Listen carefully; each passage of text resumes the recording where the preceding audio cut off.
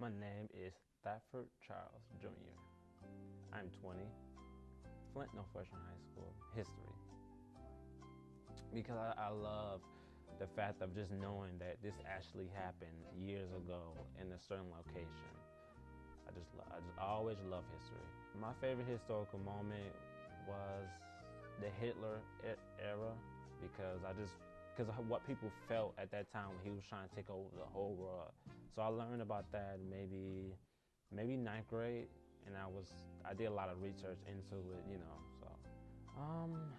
It was a very difficult high school experience. So overall it was okay. I mean, I survived. For half of it, I was kind of like bullied. So I mean, because I was a very small person. So for the first 2 years, it was really, really bad. But my last 2 years, it got like a lot better. I lost my dad when I was 8, so that part was completely terrible. But before, like when my dad died until now was completely terrible. But before then, it was really good. So I would say 50-50. I started to hit basically puberty, and a lot of stuff that I was going through for my first 2 years, it like changed, my mindset actually changed. So I attended the Art Institute of Michigan, which is in Novi, Michigan. It was good. The only thing I didn't like about it was so far, and I lived in the north side of Flint, so I had to drive like maybe in almost an hour and 30 minutes, like 7 days out the week, maybe 5, I would say 5. I'm more focused now than I was in high school, because in high school I really wasn't as focused as I should have been. But in college I'm very focused. Photography is my passion because it lightens up my mood, and it just makes me feel better. Like that's just something that I want to, wake up every day and actually be happy, happy about my career. I love photography. I think photography is a way of life, basically, My mother has 4 kids and my dad has 3 kids.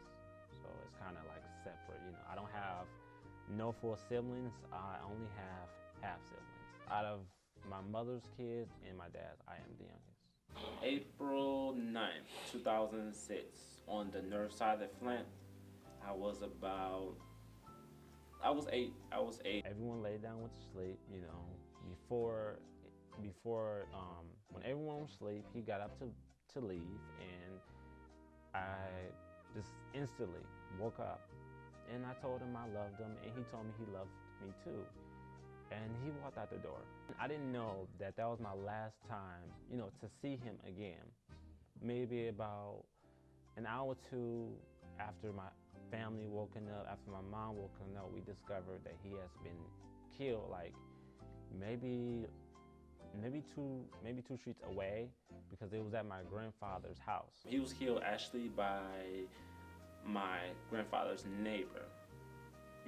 So I was only 8 years old at the time. I didn't understand that, he wasn't going to come back. I just know that when I lived, when I got into my teenage years, I discovered that I actually needed him. And I didn't cry maybe until about 8 years later. What the future holds for me is a lot of the ways I have now, the way I am now, is to change that in the future for me to be into the career I want to be in, and to be able to control myself better than I do now.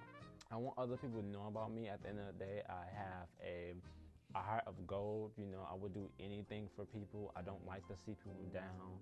I don't like to see people sad. So at the end of the day, I want people to know about me, that I am a very good person, and God bless me with a very, very good heart.